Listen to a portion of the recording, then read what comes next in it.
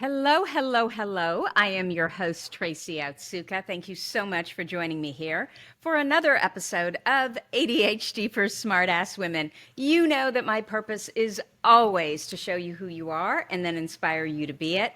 In the thousands of ADHD women that I've had the privilege of meeting, I've never met not one, that wasn't truly brilliant at something. So, of course, I am just delighted to introduce you to Yolanda Liu. Yolanda Liu is a Taiwanese-born multidisciplinary artist based in London, UK. She works in photography, film, collage, illustration, and tattoo. Focusing on connection, her art broadens representation and empowers individuals to embrace their uniqueness. Yolanda's creations have been featured in BBC, Vogue, and ID, and she won third prize in the prestigious Taylor Wessing Photographic Portrait Prize in 2020. Her photography has been exhibited in Shanghai, LA, and the National Portrait Gallery, UK, and her films have been screened internationally. In 2023, Yolanda shot the high-profile Body Stories campaign for ITV's Loose Women, celebrating body diversity and the importance of representation. Yolanda's second book, I'm showing it for those of you who are listening, Thank You for Playing With Me, was launched in January 2024 at the Photographers Gallery in the UK and is now available worldwide. Yolanda, welcome. And did I get all of that right? Yes, thank you very much. I'm so excited. Oh, well, I'm delighted to have you there. So when I tell you all these things that you've done, are you like, whoa, I'm pretty impressive. I've done all that? Yes, actually, I actually recognize my achievement because I recognize I work really hard to do all this. Uh-huh. Okay. So you're not like a lot of ADHD women who don't even realize how much they've achieved. I think I'm actually the next step forward is one side I really acknowledge how much I accomplished, but that's never enough. Yeah. And I think Yeah. that's a very ADHD thing maybe because every day even my partner, my friends, they keep telling me like, you are the only one in the whole world don't recognize you're doing things all the time. And I'll be like, no, I haven't done anything this week. Yeah, exactly. And I think that's exactly the problem is that we're focused on the day and maybe if we're lucky the week. And I think it's because we struggle to celebrate. We're kind of what I call next people where we finish something and instead of sitting in there and basking in the glory and the pride of having completed that thing, we're like, okay, where do I get my next dopamine hit, right? What's the Yeah, next thing I can I think focus it's a on? really innate need. It's like even like I had a really intensive week last week, and this week I should be physically resting. So my partner's like, "Can you just please lie on bed and rest?" And I was lying there for 5 minutes. I was like, "No, but I'm not doing anything. I can't just lie here. I need to be doing something." He said, "How about you listen to some podcasts and you will feel you're doing something?" I was like, "Oh, that's brilliant." So I started listening to your latest episode of the ADHD for Smart Ass Woman while lying there resting. It's like, yeah, I'm doing something. And that probably was like, okay, now I really have to do something, right? Yes. Yeah, because I was listening to it, I was like, oh my god, I'm going on your show this week. I need to start making notes just to make sure what I'm bringing in this episode. So again, not resting, but I think that's why I want to share with this podcast because even I started even listening to you before I got official diagnosis, and it's always been really helpful.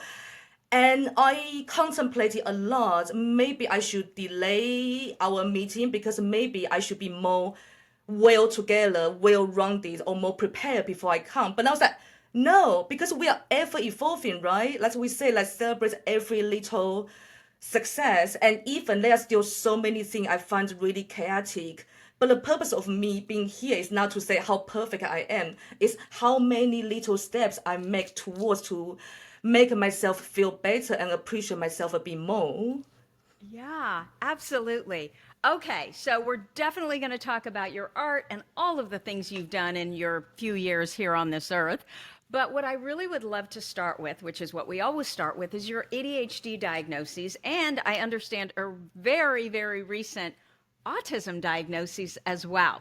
Yes. So, can you kind of talk to us a little bit about the circumstances, like how that came about? I think it's about almost 2 years ago.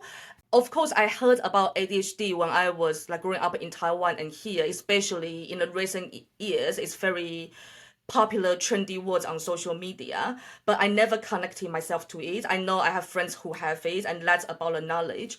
But about one and a half or 2 years ago, I had a friend and who just show a lot of weird behavior, like or stood me up or things like that. And he always told me because he had ADHD. I really wanted to help him because I could see he struggled a lot. So me being me, I start full on researching. Okay, what is ADHD? How do I help this person? And the more I research, the more I was like, why does this look so familiar? like and so many things I couldn't pinpoint what it is was about me. It was like, okay. And that's when I think during that time I was having a lot emotional issue as well, like this extreme up and down, which I later realized all my life was it. But people always, oh, you are crazy, you're artist. So it just become known of me. I didn't know it was something not normal, which will come back to that. But then, so I got referred from my GP. We have NHS system in the UK. They refer me to the psychiatrist, and they actually misdiagnosed me bipolar first, and they Yep. put me on medication, which just drove me insane. I was like, this is not right.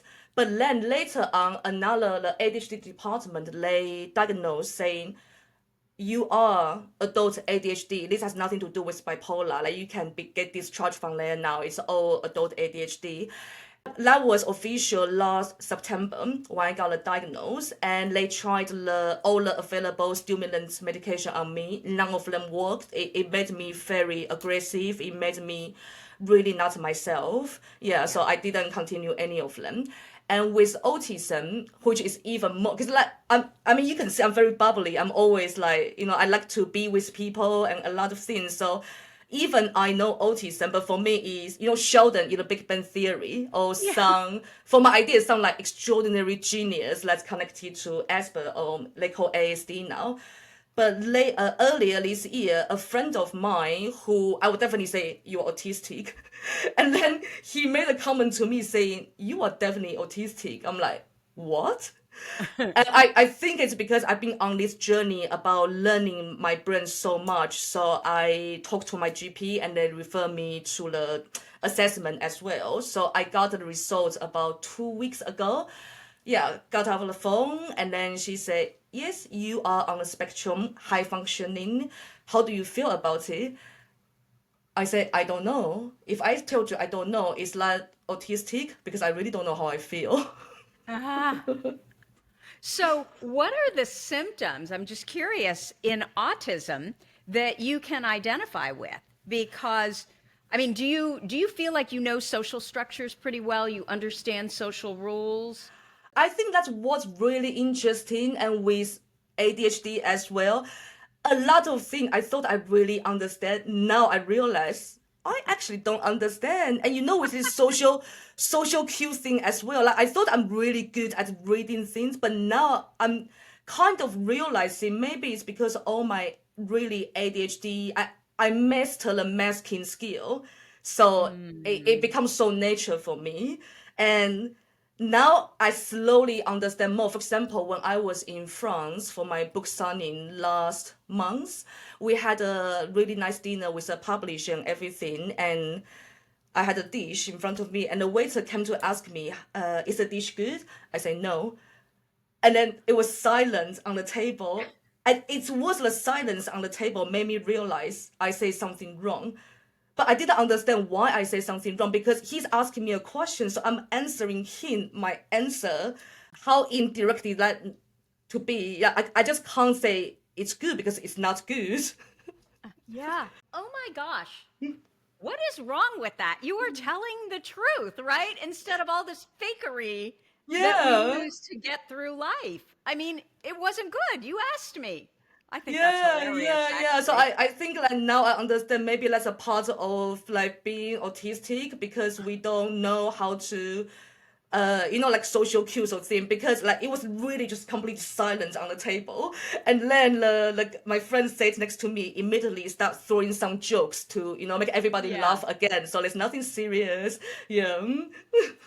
So how did the waiter or the server resolve this? I didn't see him, but they told me his face completely went cold. Yeah. So, But but he now I, didn't say, "Oh my gosh, how do I make it better?" He just kind of like it never even happened. I think it's because my friend took over the situation straight away to start making jokes, so they switched the focus straight away, so there's no harm done and everything. Yeah, and to be honest, for me, I don't find a problem with that instant. I think that's another thing, when people call this disorder or not, it's just the name is like with ADHD as well. You can either say I struggle with ADHD or I benefit, strive from ADHD. It's how you name it, no? And if something is not a problem, it's not a problem until you make it a problem. Yes, absolutely. Okay, so I find more of an issue with the fact that he didn't respond to the customer than you saying the truth of it's not good. Don't tell me I've got to lie, right? That just, yeah, I'm like that too, and my kids just get mortified. But sometimes I'll just let things go. But if it's really bad, yeah, absolutely. And normally they make it right, and that's why you tell them, right? But I think Um, maybe letting the ADHD side, like we don't like bothering other people. If it's something we can just sort out ourselves, we will like, okay, we don't need to make a fuss or anything. I give you honest answer, but I don't need you to do anything because I can just find my way instead of bothering anybody. I think that's a very ADHD thing. We don't like to ask for huh. help, even we know we are struggling. Yeah. Yeah, absolutely.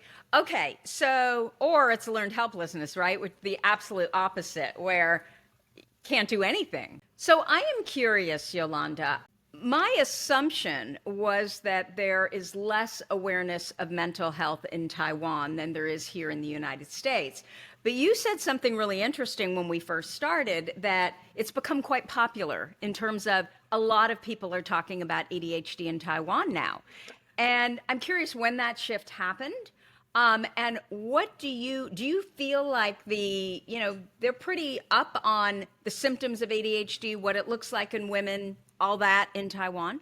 No, actually, I meant in the UK, there's still Ah, very relatively low awareness. I think that's why I'm on this mission now, because when I even start doubting I had it, you see, I could find your podcast. I find so many resources on social media, on podcasts, on books, everything. But when I try to research in Chinese Mandarin, most article I find a medical academic article.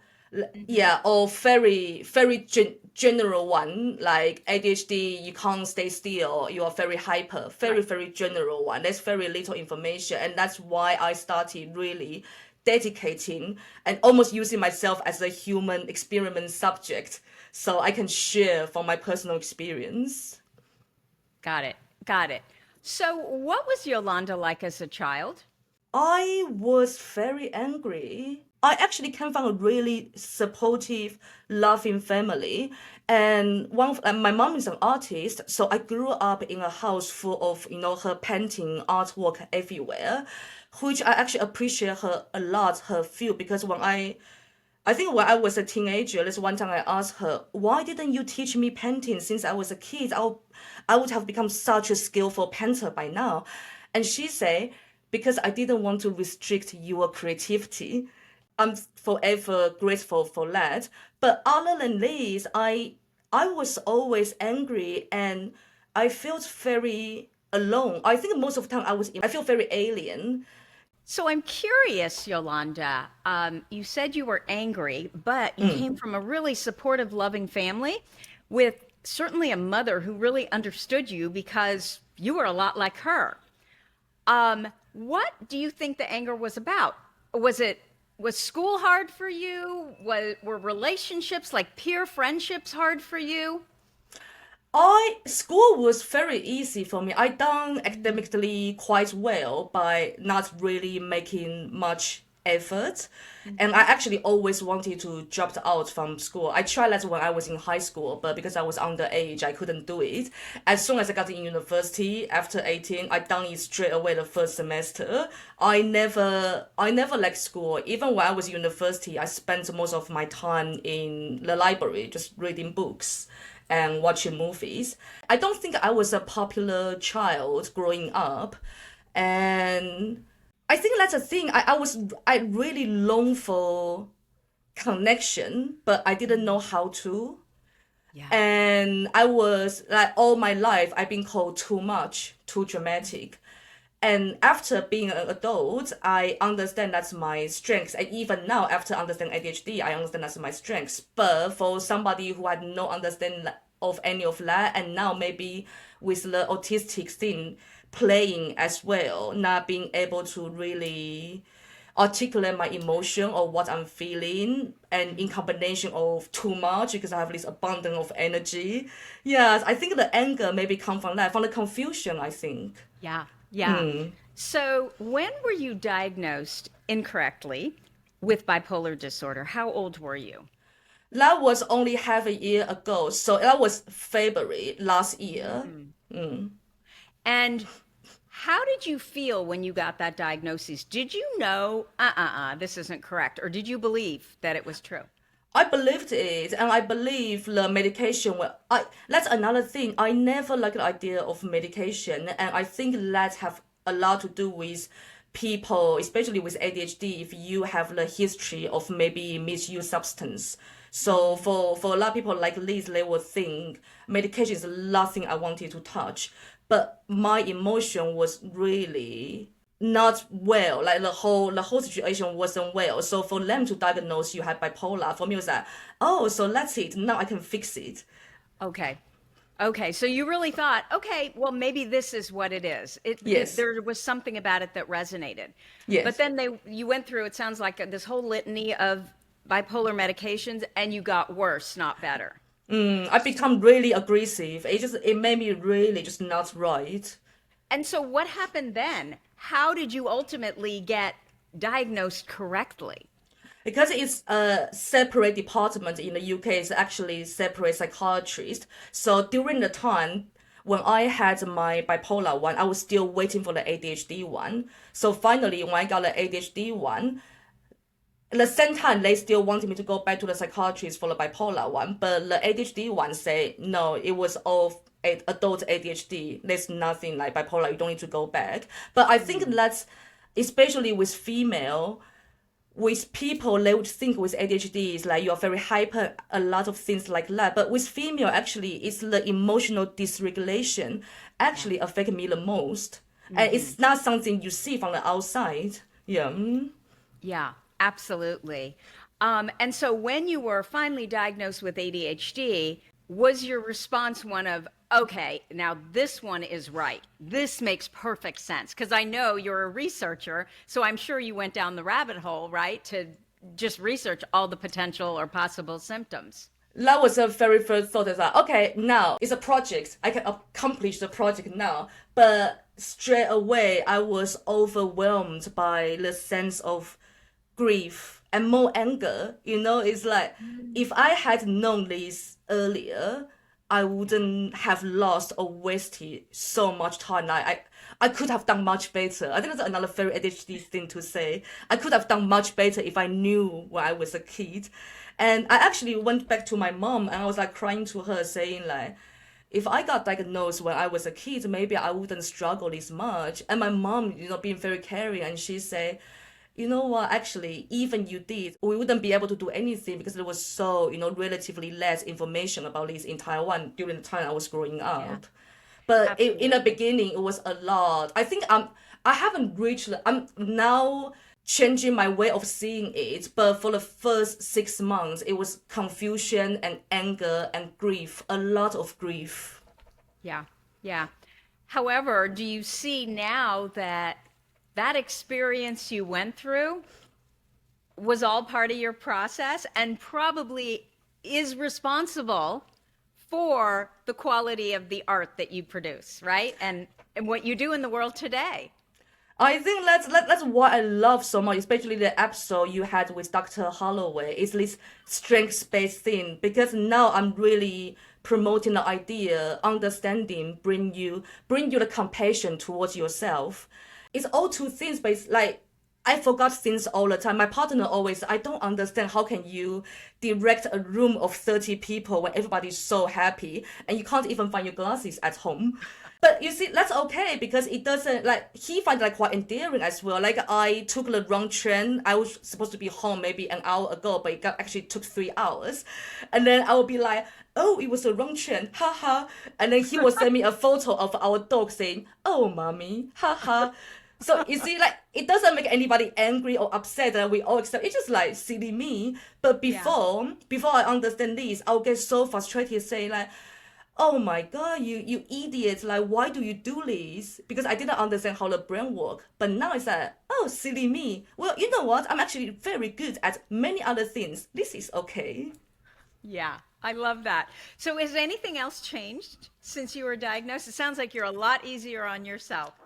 I think that's the thing. And then with this strength-based thing, I think especially people with ADHD brain, we have a very distorted view of ourselves.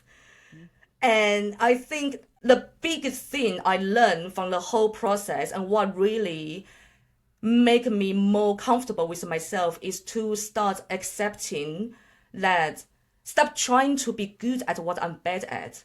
And that's Yeah, okay. I don't need to be good at everything. It's really okay. And the yeah, moment when I accept that I need to ask for help, like clear up so much mental stress, like allow me so much freedom to really focus on what I truly love and truly care about. And to accept that, I am a neurodivergent living in a neurotypical world. So I do need extra support. I do need extra time for resting. And I don't need to blame myself on that. And as you say, like, in the beginning, we're talking about resting, so it's still working in progress. But for me, even to recognize that, that's a big improvement already. yes, absolutely. And I absolutely believe the reason that you are so bad at certain things is exactly why you're so brilliant at other things. So you can take your pick, right? But Yeah. nobody can be brilliant at everything. Yeah, because in the beginning, I get so frustrated. I'll keep saying like, what's wrong with me? And then I saw myself as a issue I need to fix. I think that's what really dragged me down in the beginning because especially with the stigma or the perception, people call it ADHD and disorder. And I think that's a very human thing to say. Like it's once you name it as a disorder, of course you start thinking it's destructive, it's negative. Yeah. But that's what I'm saying. That understand yourself give you so much compassion because you start understand there's so many gradients in life. You don't need to be like one or least another ADHD thing, one or nothing, but to Yeah. accept there are so many different sides like you can explore and you can accept. Yeah, absolutely. Absolutely. Okay, so now that we have that out of the way, I would love to talk about what it is that you do, your art. How did this come about? And you are involved in so many mediums. Which one is your primary? Is it photography, do you think? Yeah, photography is my primary, and photography. It wanted to mention this earlier, but we got like again taken away. In Dr. Holloway's book with the strength-based theory, I found this question most useful for an ADHD person. The question is, what do you take for granted? What other people compliment you on? Yeah. And when I start thinking about this, all my life, people call me, you are so creative.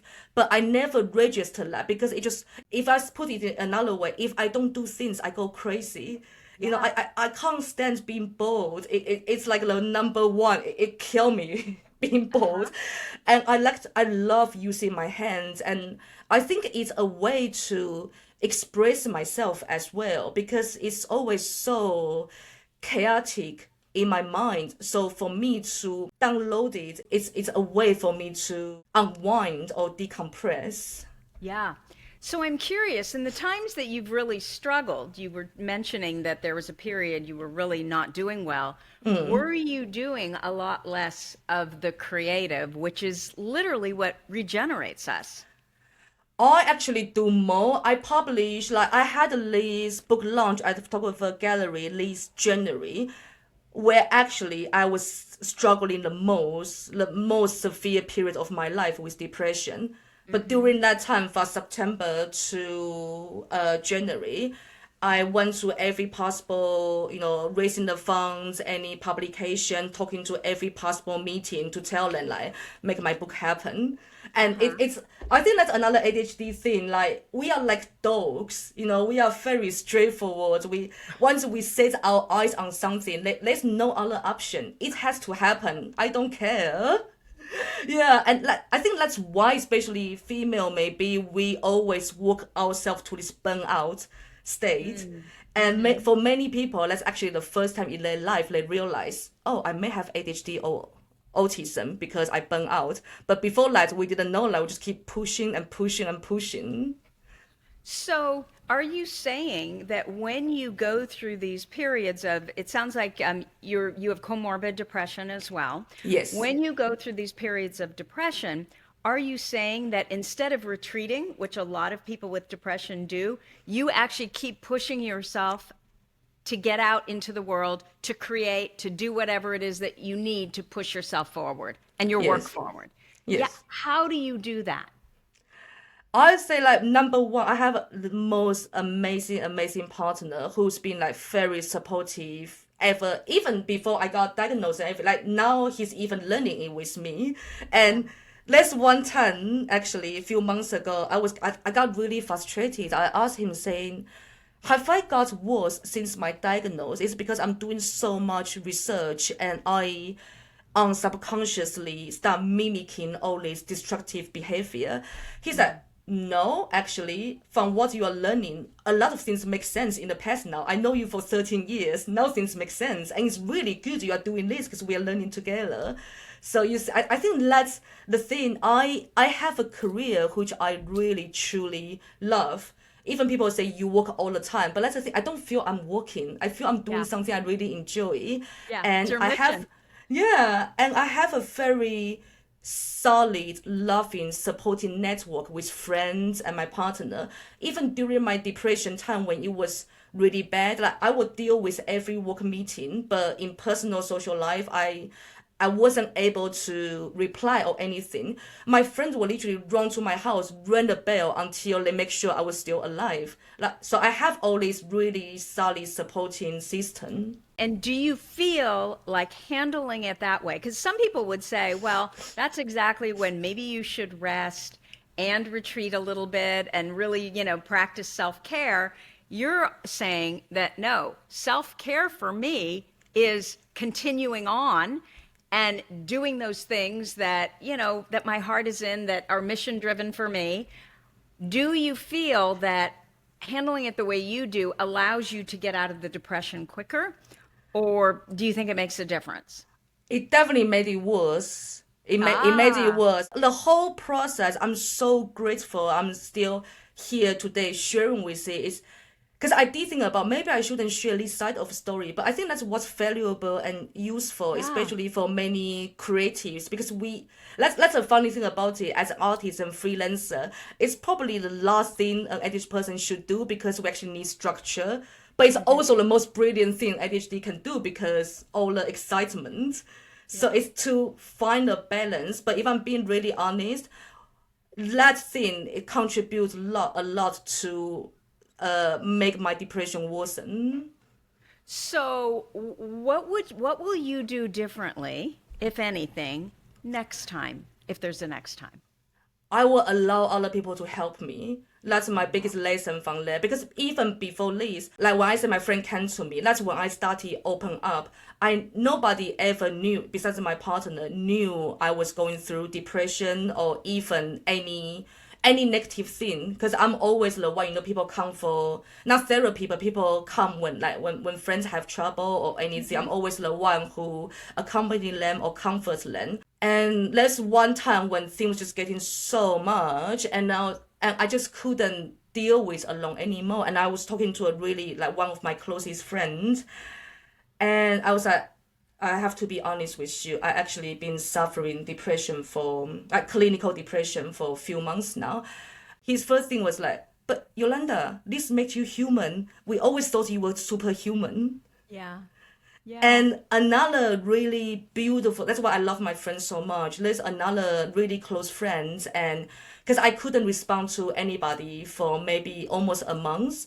And when I came back to a little bit senses, I sent him a long text telling him like, I'm really sorry, like I've been going through this and I wasn't able to check up on you. I know you're going through something in your life as well. The first thing he replied was, but you didn't need to explain anything. Are you okay? And that's such a big, I didn't need to justify why I was feeling bad, or I didn't need to explain anything. That's why I'm so thankful to all the supporting people I have in my life. Yeah. I'm going to ask this question. You can answer it or not answer it, obviously. Do you know what triggered the depression? Did it come out of nowhere or was it situational? I guess that's what I'm asking more. I think it's long-term oppressed emotions and is these. Because this came about right after you got diagnosed, right? Yeah, but I think it gives it a name. I think I always struggle with emotional dysregulation or depression, but before I didn't name them or I didn't know it was a thing. So I would do, like self-medicating or all the risky behavior for me to get through it so I can go next one. And also another thing, I think probably because after age 30, so my life is always the same, but in 20s, this is really good. Like I love it, I thrive on it. But Yeah. just the So physical for people thing. who are hearing, what Yolanda is doing is she's using her hands to show peaks and valleys, like it was up and down, and that was exciting. Yeah, that's exciting. I love it. But then after 30, they just like I think I become and also I become more and more sensitive and more attuned to my body's feeling. Yeah, so I don't think it's a big triggering or anything. It's the thing always there, but it's more like I finally start facing it or start registering them. So do you think, Yolanda, what it could be is just that you're pushing yourself and pushing yourself and pushing yourself, and finally your body says, Yolanda, you're not listening. I'm going down now. Yeah, it was literally my body just shut down. There was one time, I think I mentioned the first month when I was learning tattoo, I lost 7 kilos in a month, not deliberately. And my GP actually thought I had cancer. They booked me all the different tests straight away. But it's just because I was so fixated, enjoying, I was so excited, I forgot to eat. That's all. Oh, okay. So talk to us about that, because I thought that was an kind of scary, but amazing story about what we're capable of when we hyperfocus. Yeah, I think that with tattoo, so and with the with the illustration, I had this to show. Like I create this because I always draw, so I made these like marks. But then what I did was in a week I was watching YouTube tutorial video, one on laptop, one on my phone, both at 1.75 speed. Because I don't understand how can anybody tolerate one speed. Like it just drives me mad. I have no patience for that. Yeah, but I was watching these two videos at the same time, learning everything I can, and in 1 week, set up my Etsy shop, set up my product line, and all done. Well, I'm really into something. I just block everything out. Okay, but explain what it was. You decided that you were going to get into what? You wanted to learn? I want to learn. Like that was two things. Tattoo was last June. Yeah, my friend who has a shop in London, she's a legend in London, and then just like because she saw me drawing all the time. That's one time she said, "Do you want to learn?" I was like, "Okay." So I went to her shop, and then she's such a good teacher. She taught me. Ever since like first lesson, I just got hooked. So in 1 month, I went to a shop every day. I was at home drawing every day. So in 1 month, I started practicing professionally. But I lost 7 kilos in that month. So you started working as a professional tattoo artist a month after you first picked up whatever they call it that you tattoo with. Yeah. And your friend apparently is a really, really highly regarded tattoo artist. Yes, yes. Okay, and I love that story because you're right. That's exactly what we do when we decide we're going to hyperfocus on something. And I think with autism, that extreme hyperfocus can be even more extreme, right? Yeah, and I think that's the same thing with the book was trying to make it happen. Like we say like you should have rest, you had depression, like you know your body is screaming. But for me it's like no, my only goal, I don't care whatever, is to make this book happen. That's it. Like I just don't see anything else. It's like you block everything out. Not intentionally, you just don't. Right, right. Okay. So I know that you talk about using art and creativity as a tool for healing. Can you talk a little bit about that? Or can you share a little bit about that with us? Yeah, it was because I started, especially coming from Taiwan, with the Asian beauty standard when I was growing up. You have to be so skinny and you have to be so white to be beautiful. And I was always quite chubby. I mean, even now, maybe I'm still called fat in Taiwan, I don't know. And just growing up with that, because I was always called, the one with the brain. And my sister, like, she's so beautiful. She's like a model. So when I started photography here, I only realized later on now. But when I started photography in the UK, I was obsessed with capturing beautiful model because for me it was compensating my low self-esteem. If I can create something beautiful from my hands, that means I can be beautiful too. So it's actually from a very hurt place. And in 2019, when I was thinking about this subject again, I came across Anan. I came across her Instagram at that time. It's not this, it was just a portrait of her face, and it was so confident. It was something I didn't register. I was like, I need to know you. So I sent her a message. I said, can I please meet up with you to create a project? And we just got on so well. That was the moment when I realized actually I'm an artist, I'm a photographer. I'm the one who creates images. Images don't create me. The thing for me is every time when I hear a girl or anybody saying, oh my God, I'm so fat, or why am I so ugly? It hurts me so much because I understand that feeling. I understand that feeling I'm just not enough. And I want to give them a cuddle. I want to say, you know what? No, you're so beautiful. And that's my intention when we start creating this book. I wanted in the beginning to do a book with all the different body type. But when I met them and we just got together, got like, I mean, she's showing pictures, photographs from her book. Thank you for playing with me. And so how exactly did this come about? You just saw her on Instagram and loved what she was doing and just reached out and then it turned into a book? yeah. So after that, she said, can she invite her best friend to the show? I said, yeah, of course. To the shoot. I said, yeah, of course. And I told them, I say, I don't want anybody else. I don't need a stylist, makeup artist, anything. I want you to be authentically you. I want you to do, show your most authentic self. And I think they really appreciate the idea of that. So the first shoot, we play from inside to outside whole day. And then after the shoot is done, I didn't feel I was tired. I just like, thank you for playing with me because I feel so warm. And that comes the title. And that was 2019 and we become such good friends ever since. So it just become a long documentary collaborative project for the past 4 years. So how did you find someone that was interested in publishing this book? Like, how did you put all that together? Because it started where you just wanted to go take photographs, right? I already self-published a book before, so I kind of know the drill. But for me, this one, I know because this has a more message I want to share to other people, essentially is to love yourself. And it's not about how you look like, it's about we as human. We are all human. We come all different forms, all different shapes. It's to accept how you really are and be happy with it. If you feel like you'll be happy with yourself in this or that, then do it as long as you're happy. So for me, I wanted to find a publisher who can take this book further globally.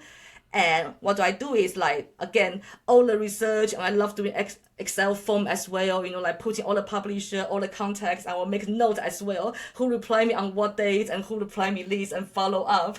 Yeah, so it was another long process of almost 1 year of meeting different publisher and then finding the right one who are actually the most brilliant. I've been with them with this book and then already been in different book fair, and they're just the most wonderful people ever.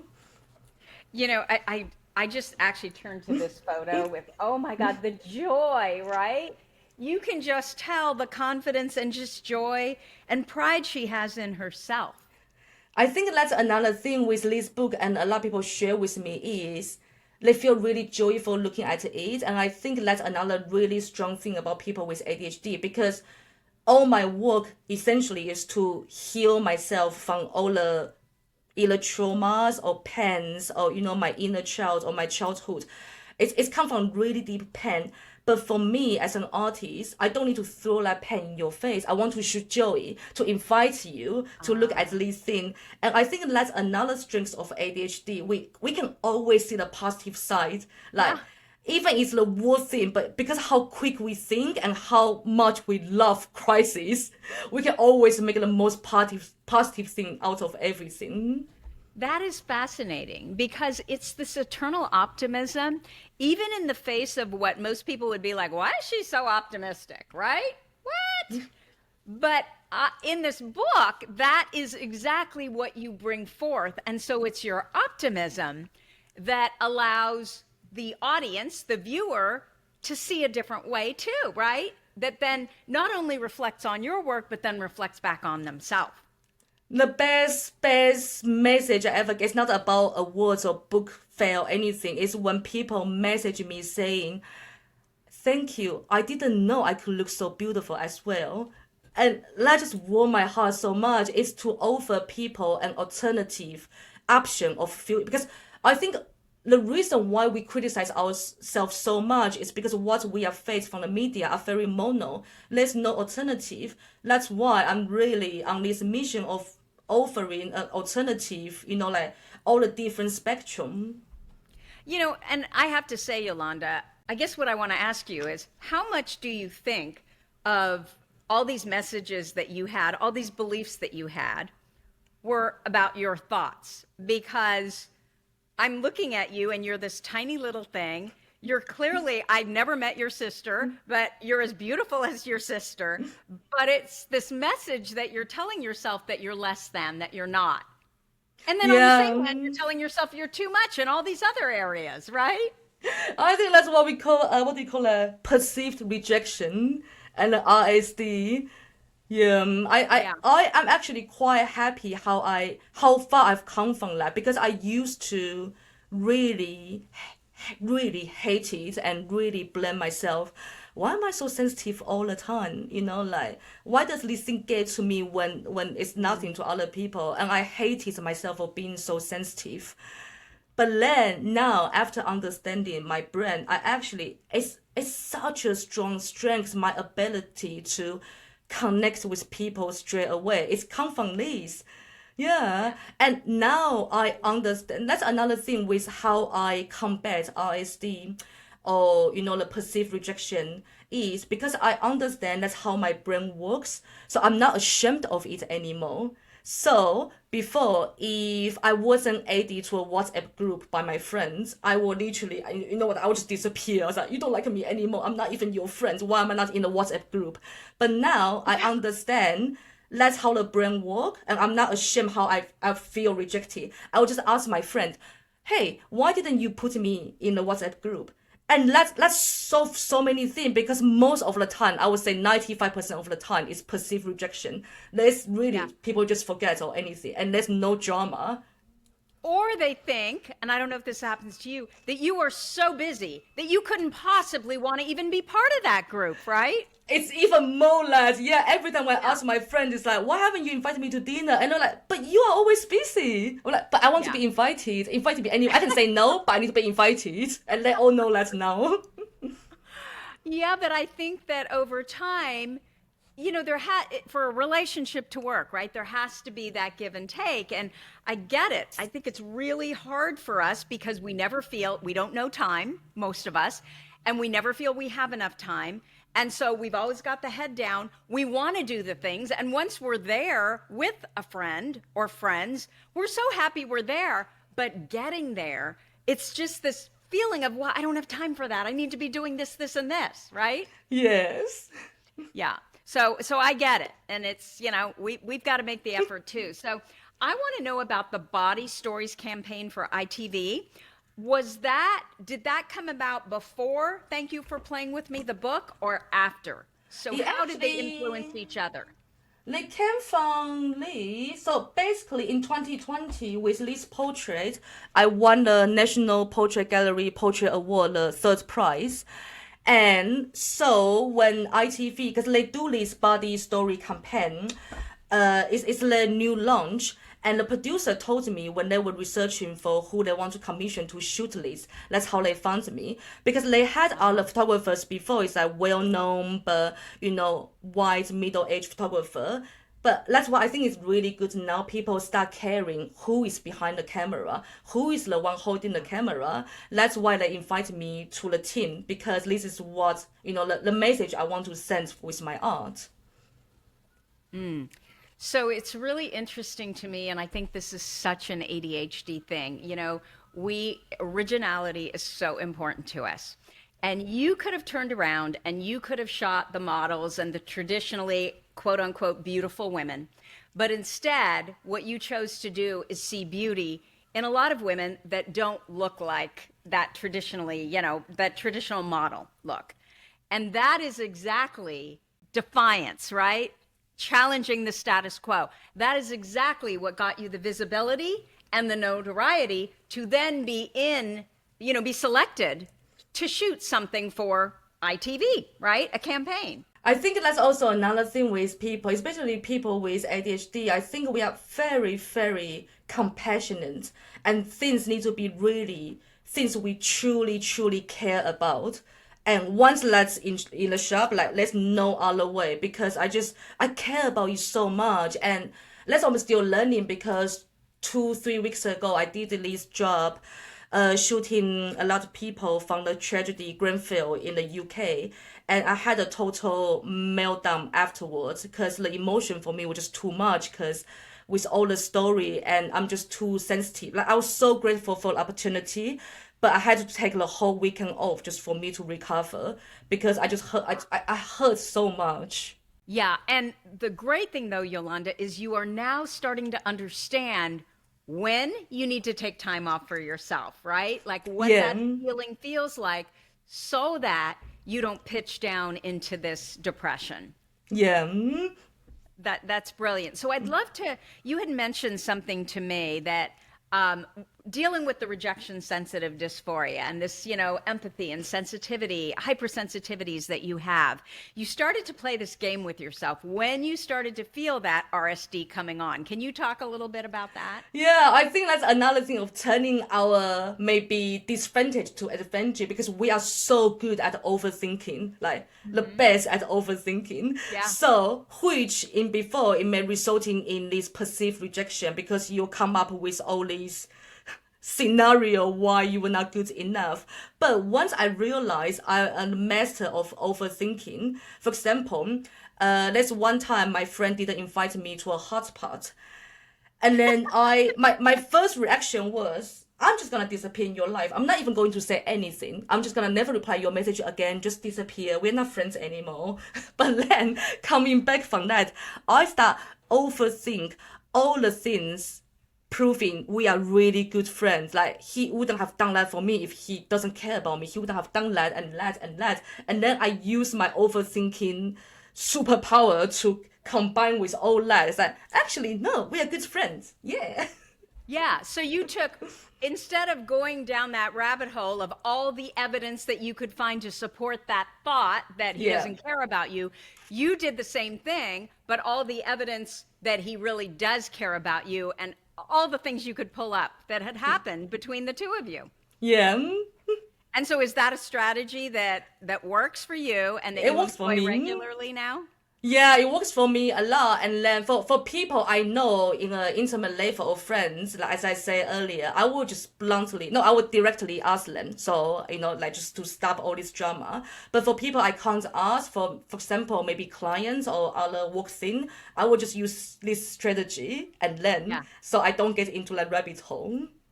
Absolutely. So I just want to point out that, there are a lot of people who believe that with autism, there is a lack of empathy, which is completely untrue. And you are the perfect example of actual, like, so much empathy. You don't even know what to do with it. And also autism. I think the reason people I don't know other people, but for me, I'm also a very logical person, and I think that's why I'm very good at if friends have problem in their life or relationship, I'm very good at consulting because I can very logically and objectively look what's a problem, but still from a compassionate side. But that may be interpreted as, lack of empathy sometimes. But I think it's just because we are so rational and logical. That Yes. doesn't mean, and also, especially with female, let's one at my book launch, one of my dear friends, we had a talk. He asked me saying, "How are you always so caring?" And I remember what I say. I say, with the public, I say, if I'm being really honest, years of masking. Ah, And it made people laugh, but it's also true because I learn I can walk into a room within 20 seconds. I can know what everybody's needs while still be very present yes. with you. I think that's a really good ability, but from the sad truth is I developed that because I never feel I belong somewhere. And I think that's why growing up, I was always very into psychology or human behavior. Yeah. Not because I thought if I understand how normal people interact or, go on with their daily life, then I can blend in. Yeah, and we develop this intuition, right? Where they call it interpersonal intuition, where we feel like we can walk into a room, we don't even know the people, and we can read the energy in the room, right? We know what people need and which people don't need it, kind of thing. Straight Um, away, yes. you have a self-care routine, which I think would be very helpful to all of us around what you don't do when you get up in the morning. I think it's super important. Don't never look at your phone the first hour when you get up. I mean, for me, it changed a lot. And I think that come from earlier when I was talking about understanding bring you compassion. Because before, I would be so angry at myself. Why am I so addicted to my phone all the time? Like, no matter how much I try, I thought I had strong will. Why can't I just stop myself? But now I understand, yes, my brain is prone to addiction. So I will get more easily addicted to my phone screen than neurotypical people. And that's okay. I don't blame myself anymore. I remove the thing like from my parameter. I think that's also another thing. Good thing about ADHD, we forget things if they are not in front of us. That's So true. if I don't put it in front of me, I don't remember you, then that's fine. Then I start my day with myself rather than getting this dopamine kick straight away. And also, what really I think really beneficial for me, the day when I delete all the social media on my phone, my brain is so much clearer. But I want to make like it's not all or nothing because as my job, I do need to promote my work. I'm not Yeah. taking that part away, but I only use social media on desktop or laptop. So I don't need to be on my phone all the time. And that's really helpful. Are you saying that like your phone isn't even in the bedroom? No. Okay. Which we used to do all the time, right? Like I didn't even know where my phone was half the time before it became, a smartphone, basically. And that's, I think, when we became addicted. And then, of course, my kids moved across the country. So it was this feeling that, oh, if they needed to get a hold of me, they're 3 hours ahead. If they needed to get a hold of me at any time, they could. But it's turned into this, the phone is by your bedside. And so it's kind of hard to avoid it first thing. And I agree with you. I have rules like that as well. Sometimes I screw up though. certainly it's the being bored, and this is going to sound really gross, but things like if I have to go to the bathroom, I can't just sit there and do nothing, right? So that's when it happens. And all of a sudden I'm looking up and a half an hour is gone. And it's so frustrating and it's such a negative way to start your day. So you take your phone out of the bedroom and you have a rule that for the first hour, you're not even allowed to look at it.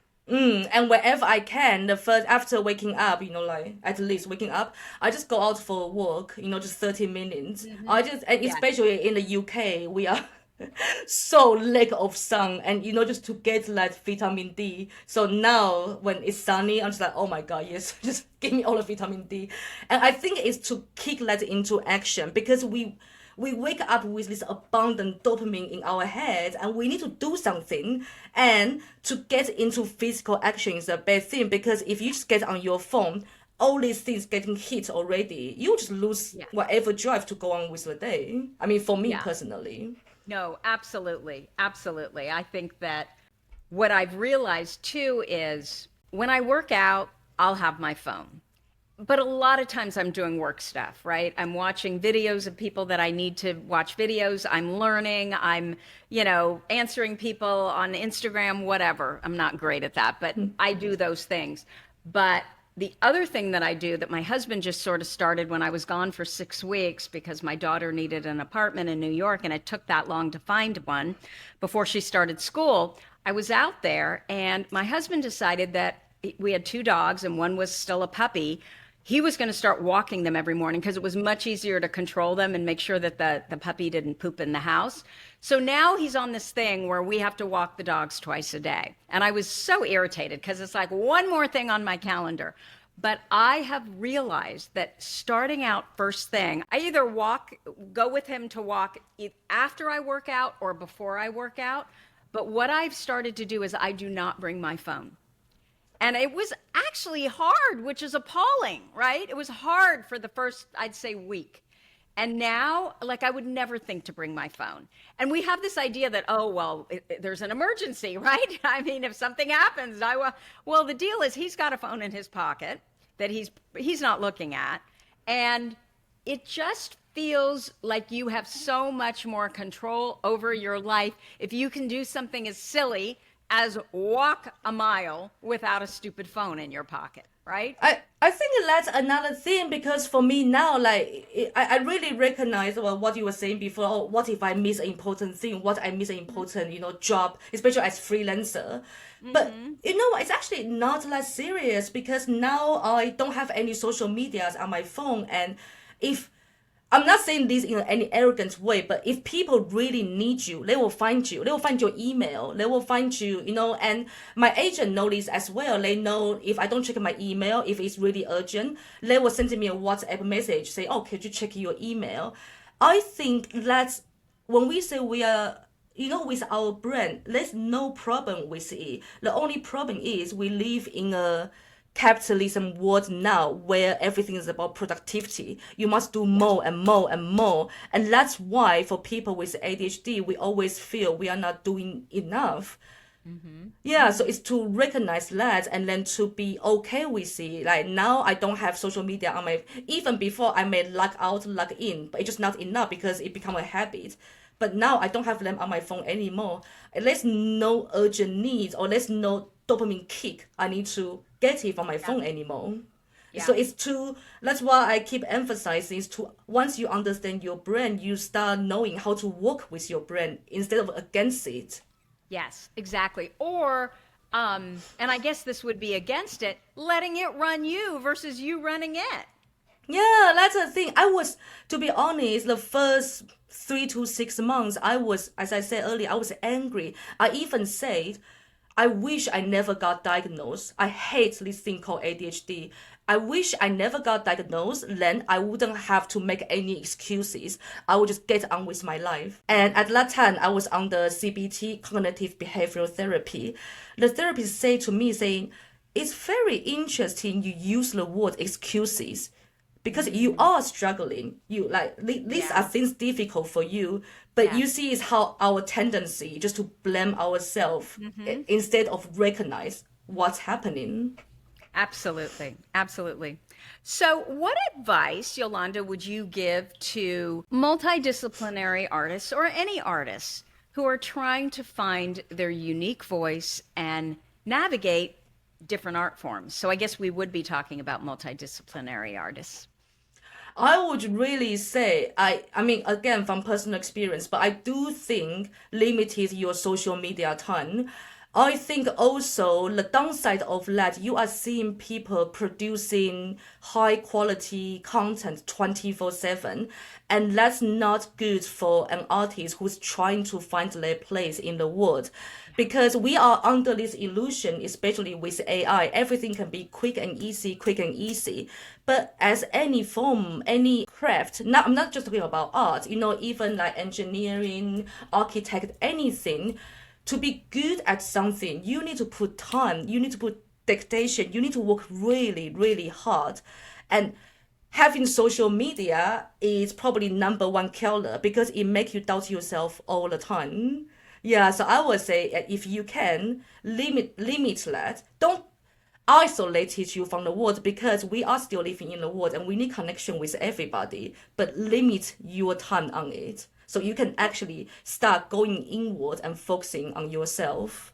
I can totally see not just artists, but anyone, even entrepreneurs, business owners, which, artists usually are as well, right?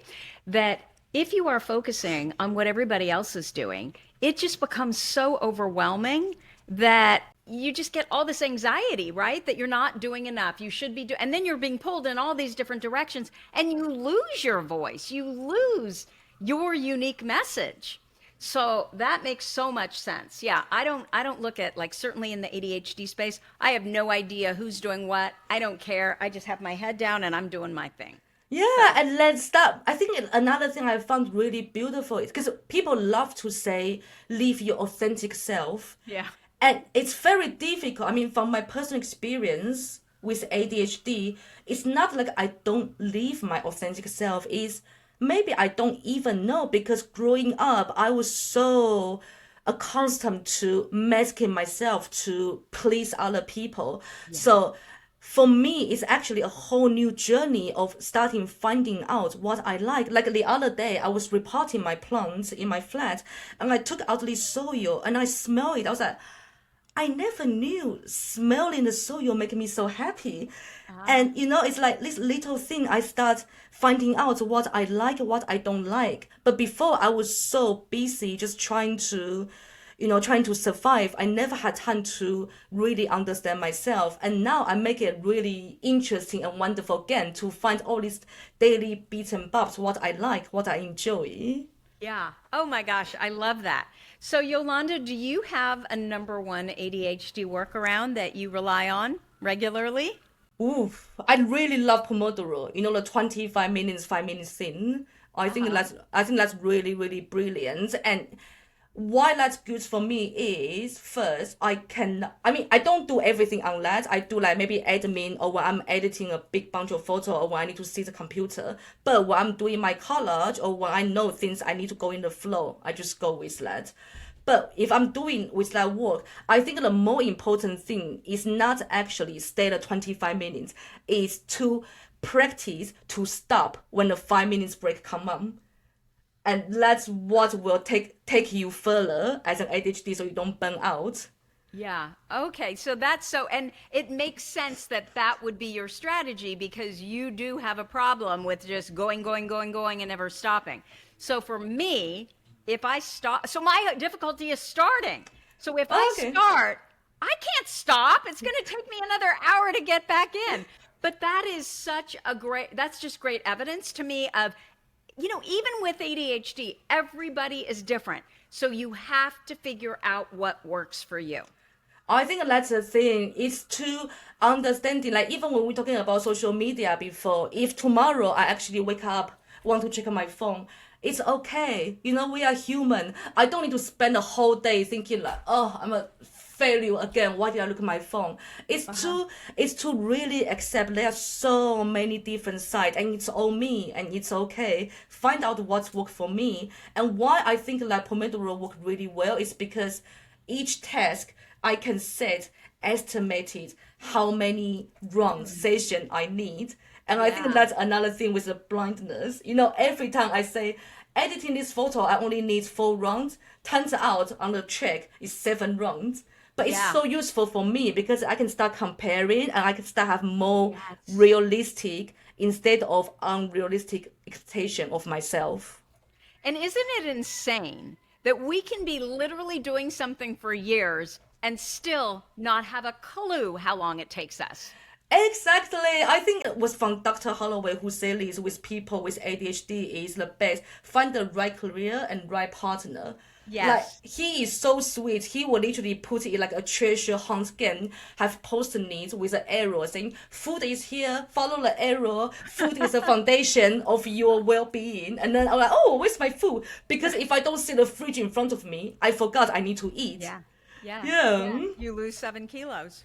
I don't know how much 7 kilos is, but you don't look like you have enough bandwidth to lose 7 kilos. It's coming back now. I actually set alarm. That's what I love the Maslow pyramid. Like I think we all working Yeah. on the top, but now I set alarm for me 3 meals a day, and I set an alarm just like 1 or 2 hours before I go to bed. So now I'm almost training. I would like to say like I'm training myself like a puppy.